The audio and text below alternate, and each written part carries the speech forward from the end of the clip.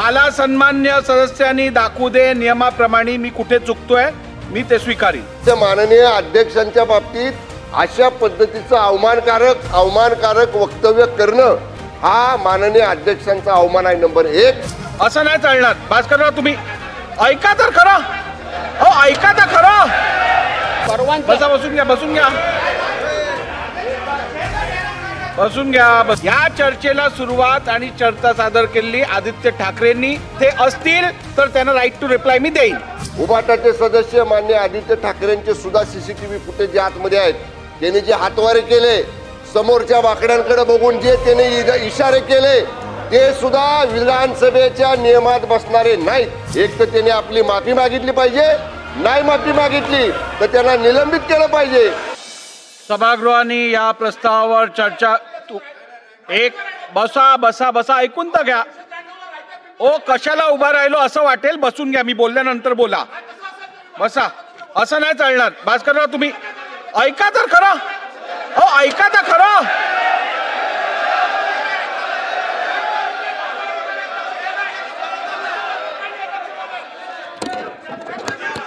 बसाल का? ऐकायचं नाहीये का? ऐकायचं नाहीये का? या चर्चेला सुरुवात आणि चर्चा सादर केली आदित्य ठाकरेंनी। ते असतील तर त्यांना राईट टू रिप्लाय मी देईन। नियमाच्या बाहेर जाऊन मी राईट टू रिप्लाय देणार नाही। असं नाही चालणार। भास्करराव ठीक आहे, 1 मिनिट।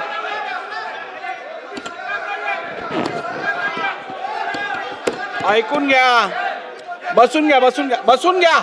अहो मला बोलू द्या, असं काय करता? बसून घ्या, बसून घ्या, खाली बसा, खाली बसा, खाली बसा। सन्मान्य सदस्य भास्कर जाधव साहेबांनी आज इकडे एक हरकतीचा मुद्दा घेतला असं मी समजतो। मला नियमानुसार बसून घ्या, असं नाही चालणार। बस, मी बोलतोय ना, अहो मी बोलतोय, बसून घ्या। मला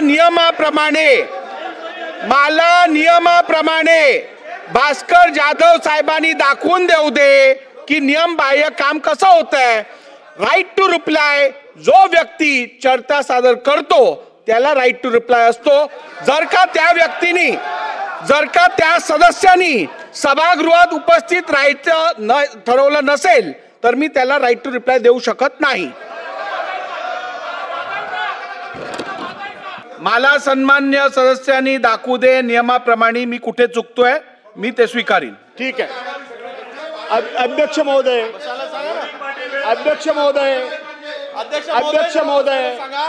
आपण हे सांगितलं की 293च्या प्रस्तावावर ज्या सन्मान्य सदस्यांनी चर्चा उपस्थित केली ते जागेवर असतील तर आपण राईट ऑफ रिप्लाय त्यांना द्यायला परवानगी देतो। ठीक आहे, आपला रूल मला मान्य। पण अध्यक्ष महोदय, मंत्री महोदयांनी एवढं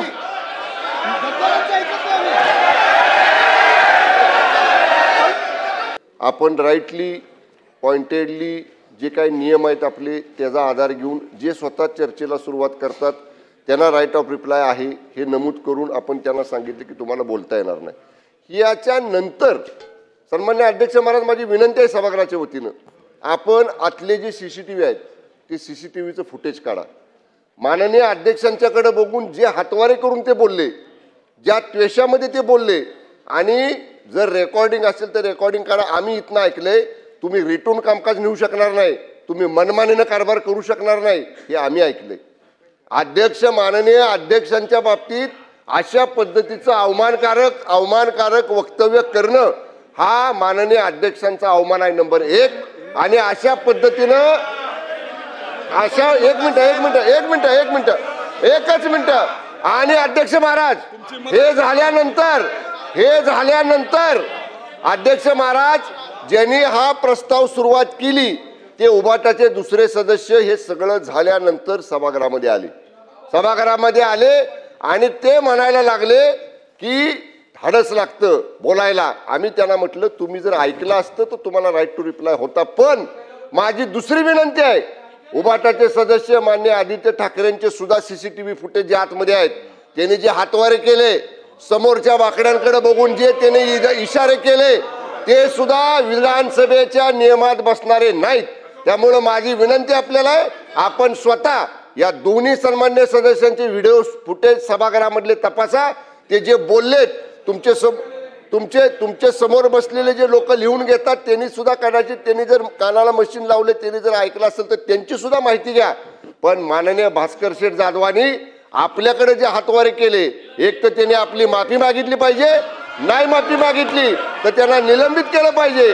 आणि उभाटाचे सदस्य आदित्य ठाकरेंनी जे हातवारे केले, जे इशारे समोरच्या बाकाकडे बघून केले, जी दमदाटी करायचा प्रयत्न केला, जे अर्वाच्य शब्द वापरले, हे सगळं रेकॉर्डवर आपण तपासून बघा आणि त्यांच्यावर सुद्धा आपण कारवाई करा.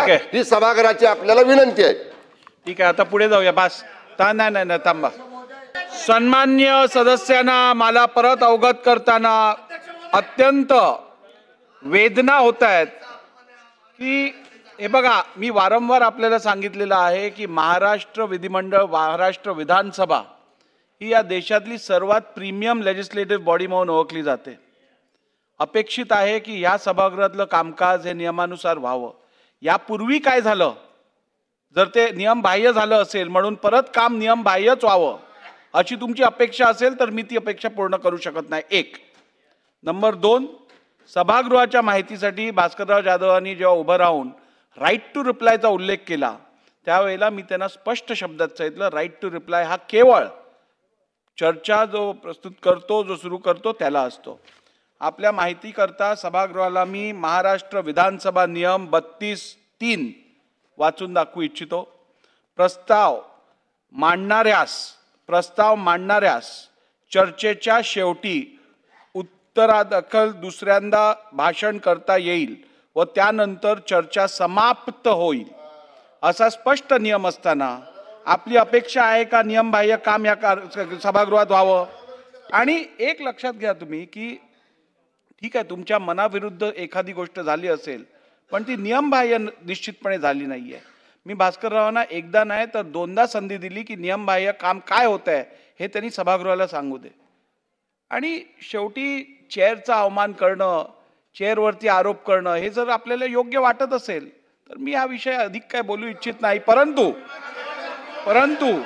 नाही, बसून घ्या. ऐका. बघा, मला बोलू द्या. असं करू नका. शेवटी विधानसभेच्या अध्यक्षांचा अवमान माझ्या मते हा सभागृहाचा अवमान आहे.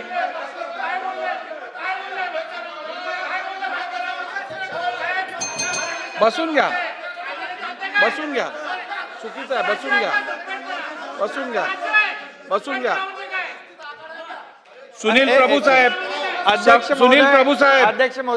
प्रभू साहेब, माझ्या अधिकारांची मला जाणीव आहे, माझ्या जबाबदारीची मला जाणीव आहे. त्यांनी मागणी केली म्हणून काय करायचं ते मी ठरवेन. तुम्ही चिंता करू नका. आता मी तुम्हाला एकच सांगू इच्छितो की या सभागृहाचं कामकाज तुम्ही माझ्यावर किती आरोप करा, तुम्ही माझ्याबद्दल काही बोला, पण नियमबाह्य काम मी या सभागृहात होऊ देणार नाही.